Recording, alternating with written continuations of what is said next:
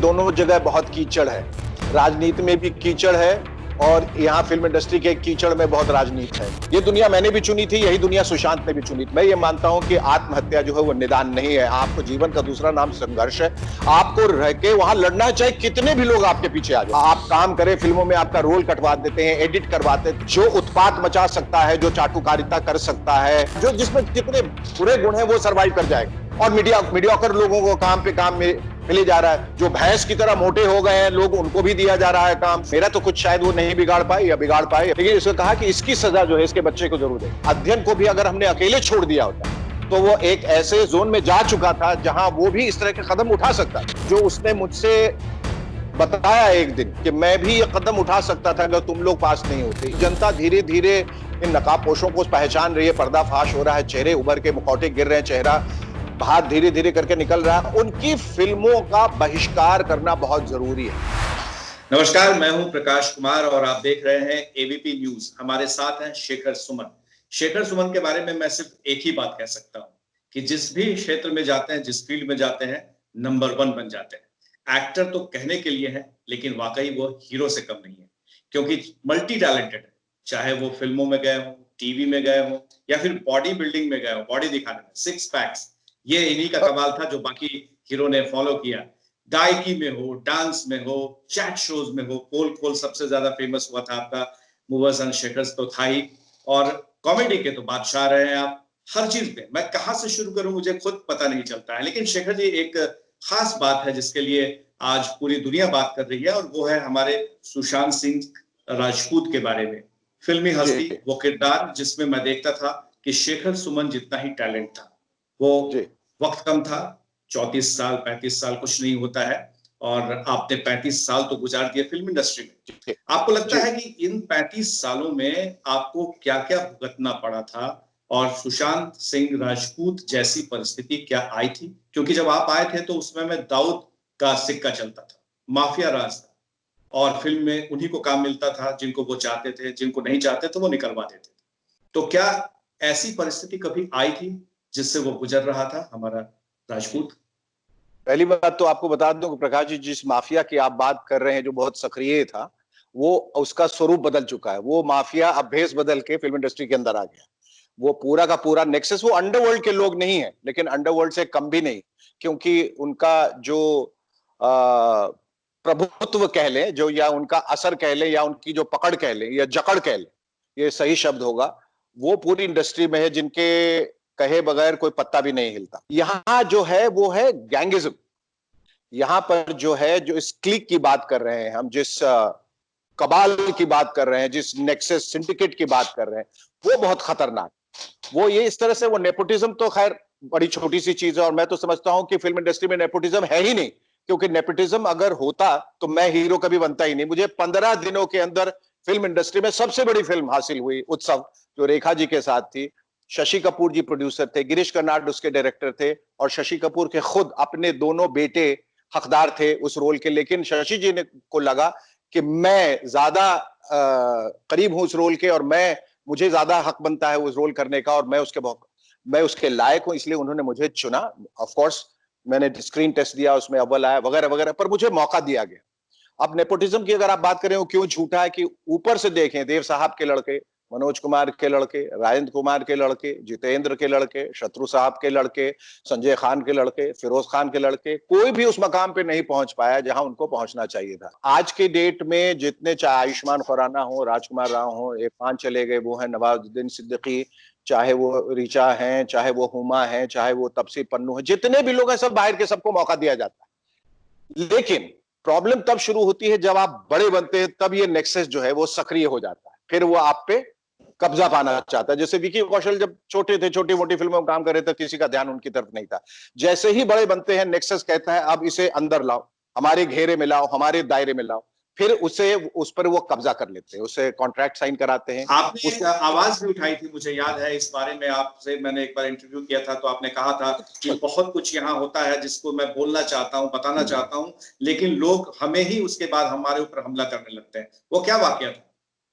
यही है कि मतलब मैंने जिस तरह के कार्यक्रम भी किए, जैसे मूवर्स एंड शेकर्स में करता था, तो वो एक थोड़ा सा इर्रेवरेंट शो था जहां मुझे सब लोगों के बारे में बोलना पड़ता था, एक स्क्रिप्ट मुझे दी जाती थी, तो मेरा कोई पर्सनल एजेंडा नहीं था। लेकिन जिन लोगों के बारे में मैंने बोला वो लोग खार खा गए कि इसने आगे जाके हमारे बारे में कैसे बोला। हम मेरा तो कुछ शायद वो नहीं बिगाड़ पाए या बिगाड़ पाए, या बहुत कुछ ले पाए, बहुत कुछ नहीं ले पाए, लेकिन इसको कहा कि इसकी सजा जो है इसके बच्चे को जरूर देंगे, उसे कोई फिल्म नहीं लेने देंगे। उसके सामने जो भी फिल्म, मुझे मालूम है उसके पास कितनी फिल्में आई और उसको कितनी फिल्मों से हटाया गया, कितने उसने दरवाजे खटखटाए, उसके मुंह पे दरवाजा बंद किया। अगर मैं भी जिद में रहा, मैंने कहा कि मैं फोन उठा के तुम्हारी तरफदारी नहीं करूंगा, तुम जाओ लड़ो, क्योंकि ये दुनिया तुमने चुनी है, ये दुनिया मैंने भी चुनी थी, यही दुनिया सुशांत ने भी चुनी। तो हमें मालूम है कि जब आप चापलूस नहीं होते हैं, जब आप चाटुकारिता में, you are not an ass licking, boot licking sycophant, आप जब नहीं होते हैं तो फिर आपको धुतकार दिया जाता है, फिर आपको कगार पे खड़ा कर दिया जाता है, आपको प्रताड़ित किया तो जाता क्या है। अध्ययन भी ऐसे ही चीजों से, ऐसे ही गलियों से गुजरा था बिल्कुल जहां पर उसे इस तरह बिल्कुल की चीजें सहनी बिल्कुल पड़ी थी? क्या बीत रहा था? कि आपसे तो बताया होगा उसने। मैं बता रहा हूं। और सुशांत का जो ये जो दुखद घटना हुई है, दुर्घटना हुई है, जो भी उसने, पहले तो उसने जो किया वो गलत किया। मैं ये मानता हूं कि आत्महत्या जो है वो निदान नहीं है। आपको जीवन का दूसरा नाम संघर्ष है, आपको रह के वहां लड़ना है, चाहे कितने भी लोग आपके पीछे आ जाए। आप एक वॉरियर हैं, एक सेनानी है, आपको लड़ना है। और वो बंदा जिसने ये तय कर लिया था कि मुझे अगर फिल्म न मिले तो मैं टीवी कर लूं, टीवी न मिले तो थिएटर कर लूं, थिएटर न मिले तो यूट्यूब स्टार बन जाऊं, वो कभी ऐसा कदम उठा सकता है, ये मानने वाली बात नहीं। तो एक तो संशय का विषय वो है, और अगर उसने ऐसा किया है तो मुझे समझ में नहीं आता कि जिस लड़के में आप इतनी जांच हिम्मत। की मांग करते हैं? आपको लगता है कि जांच होनी चाहिए इसकी? जी जी जी। तो सीबीआई वो जांच होनी चाहिए? जी, और वो परेशान होके अगर इस तरह के अगर कदम उठाता है तो वो गलत है। लेकिन मैं कहता हूं अध्ययन को भी अगर हमने अकेले छोड़ दिया होता तो वो एक ऐसे जोन में जा चुका था जहां वो भी इस तरह के कदम उठा सकता था।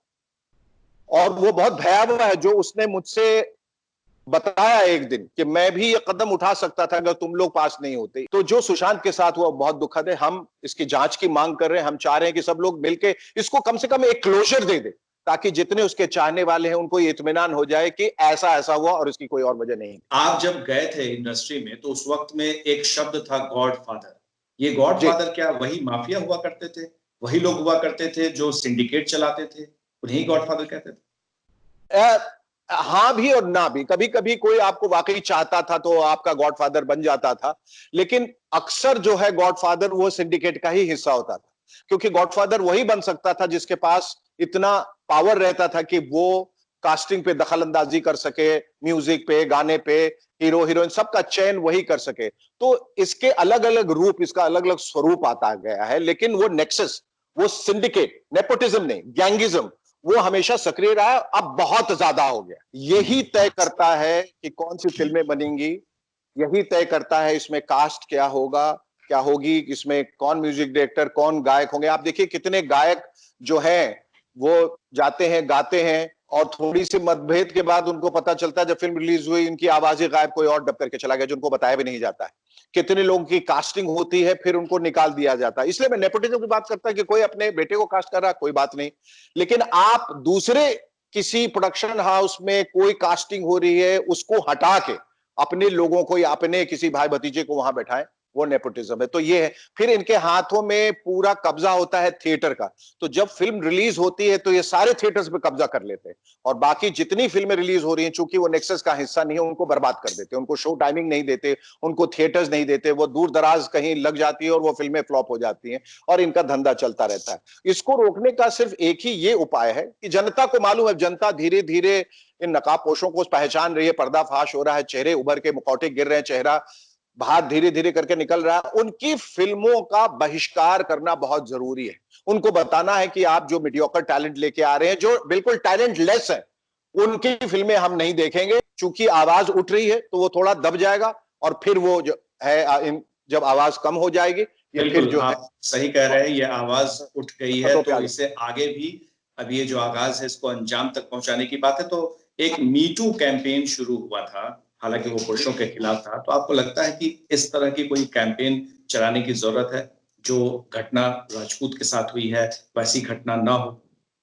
मेरे ख्याल से कैंपेन तो चल ही रहा है, बहुत सारी आवाजें उठ रही हैं, और बहुत सारी आवाजें एक साथ मिलके अब इस के अंजाम की बात कर रही हैं कि हमें इसका क्लोजर दो, हमें बताओ कि ये क्या हुआ है, क्योंकि ये नॉर्मल सर्कमस्टांसेस में, अब देखिए अगर सुशांत सिंह की तरफ देखते हैं, और ये सिर्फ हम एक एक प्रेमाइस पे, एक कंजेक्चर पे बात कर रहे हैं, हम एक अटकलें लगा रहे हैं कि जो उसके पास सब कुछ था, तो फिर ऐसी क्या वजह हुई कि उसको सुसाइड करना पड़ा। और मैं बार बार कह रहा हूं कि जब हम कहते हैं कि वो बहुत ही एक ब्रिलियंट स्टूडेंट रहा, इंटेलिजेंट था, रिस्पॉन्सिबल था, वो पहली बात तो आत्महत्या करता नहीं, क्योंकि जिस तरह की बातें वो कर रहा था कि मैं आखिरी दम तक लड़ूंगा, और अगर करता भी तो मैं दावे के साथ कहता हूं कि वो एक सुसाइड नोट छोड़ के जाता है। ऐसे जितनी भी घटनाएं हुई उसमें जब लोगों ने आत्महत्या की है तो उन्होंने कहा कि ये मेरे अपने मानसिक तनाव की वजह से मैं कर रहा हूं, और इसका दोषी किसी को न ठहराया जाए।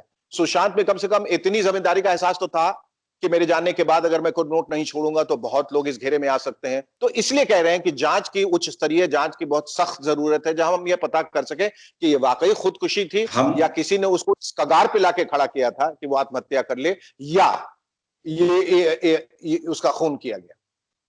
ये मैंने कुछ दिन पहले अभी शत्रुघ्न सिन्हा जी से बात की थी, जैसे आपसे मैं बात कर रहा हूं, तो उन्होंने खुलकर कहा था कि ये बड़ी बेरहम है फिल्म इंडस्ट्री, ये किसी को नहीं छोड़ता है, और सफलता जो है वो उससे ज्यादा असफलता उसका पीछा करती है, और फिर लोग किनारे हो जाते हैं, अकेलापन का एहसास होता है।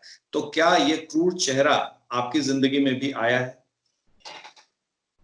बिल्कुल आया है, बिल्कुल आया है। वक्त देखिए, हर कोई, चाहे वो अमिताभ बच्चन हो, शत्रुघ्न सिन्हा हो, शाहरुख खान, हर कोई इस दौर से गुजरता है जब उसे ऐसा लगता है कि उसका हक उससे छीना जा रहा है, या मैं जिस चीज का दावेदार हूं, जो मुझे मिलना चाहिए वो मुझे नहीं मिला। मैंने जिंदगी भर बहुत मेहनत की, बहुत अप्रिसिएशन मुझे मिला, लेकिन वो जो एक्नॉलेजमेंट होती है ना, वो, और एक्नॉलेजमेंट कैसे मिलती है? जब आपको अवार्ड दिया जाता है, आपको रिवॉर्ड दिया जाता है, जब सब कुछ आपसे छीन लिया जाता है, आप लड़ते तो जाते हैं क्योंकि आप में वो हिम्मत है, न कहीं आपकी हिम्मत को तोड़ने की भरपूर कोशिश की जाती है कि इसको एक्नॉलेज ही मत करो, चाहे कितना भी बेहतर काम करे। तो मुझे ऐसा लगता है कि मुझे जिंदगी में एक्नॉलेजमेंट, सब कुछ मिलते हुए, एक मकाम हासिल करते हुए, वो एक्नॉलेजमेंट जो अवार्ड के जरिए, रिवॉर्ड के जरिए, वो कहीं नहीं दी गई, वो दूसरे मीडियोकर लोगों को मिली। इसलिए तो आमिर खान ने इतने दिनों से अवार्ड लेना क्यों बंद किया?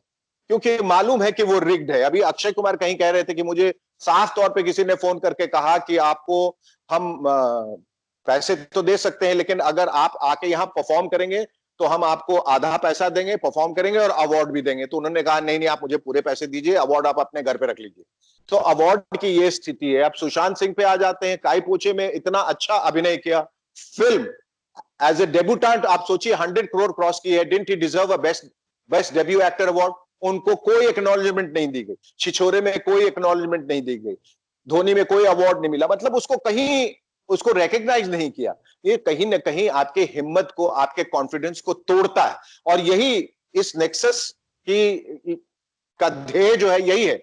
और मीडियाकर लोगों को काम पे काम मिले जा रहा है, जो भैंस की तरह मोटे हो गए हैं लोग, उनको भी दिया जा रहा है काम, जिनको एक्टिंग की ए नहीं आती उन्हें दिया जा रहा है काम। फिर तुम्हें क्यों नहीं दिया जा रहा? You have proved yourself time and again. तो ये सब बातें हैं, लेकिन हम ये मान के चलते हैं कि हमें, ये कोई रेवोल्यूशन नहीं है कि आज हमें पता चल रहा है। ये मालूम है, ये हमारी इंडस्ट्री ऐसी रही, और ये इंडस्ट्री एक बड़ी खूबसूरत परिवार है, हम सब मिलके रहते हैं, सब भाई भाई है, सब झूठ है, सब झूठ है, ये सबसे बड़ा झूठ है। ये कहते हैं कोई परिवार नहीं, और अगर परिवार है तो ये बहुत कलेश वाला परिवार है, जहां लोग एक दूसरे की लाशों पे चढ़ के ऊपर चले जाते हैं। भाई, एक बहुत ही कंपेटिटिव इंडस्ट्री है, जहां जगह जो है, कुछ सीट्स जो है वो कम है और दावेदार उम्मीदवार ज्यादा हैं, तो लोग मार काट के आगे ऊपर बढ़ सकते हैं और उस सीट पे बैठ सकते हैं, तो वो करते हैं। भाई भाई को मार देता है, दोस्त दोस्त को मारता है, पीछे से खंजर भोंक देता है, सामने गले मिलते हैं लोग, हाय हेलो कहते हैं, मुस्कुराते हैं, पीछे से जाके पत्ता काट देते हैं लोग। आप काम करें फिल्मों में, आपका रोल कटवा देते हैं, एडिट करवा देते हैं। ये बहुत सहमी में, बहुत इनसिक्योर इंडस्ट्री है, और यहां ये है सर्वाइवल ऑफ द फिटेस्ट तो है ही, सर्वाइवल ऑफ द क्लेवरेस्ट भी है। जो उत्पात मचा सकता है, जो चाटुकारिता कर सकता है, जो दगा दे सकता है, जो बेवफा है, जो जिसमें जितने बुरे गुण हैं वो सर्वाइव कर जाएगा। तो जो सर्वाइव कर गए अच्छे गुणों से तो बहुत खुशकिस्मत है, वरना बाकियों की ये बस की बात नहीं, अच्छे अच्छे यहाँ टूट जाते हैं। शिखर, अब मैं बात करूंगा कि बिहार विधानसभा चुनाव होने हैं।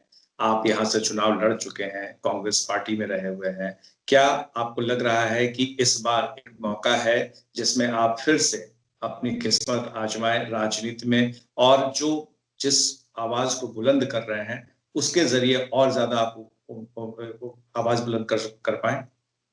प्रकाश जी, पहले मैं तो हाथ जोड़ के माफी मांगना चाहूंगा कि मैं पॉलिटिक्स से बिल्कुल संलग्न नहीं ही हूं, और मैं किस्मत आजमाने नहीं आया था।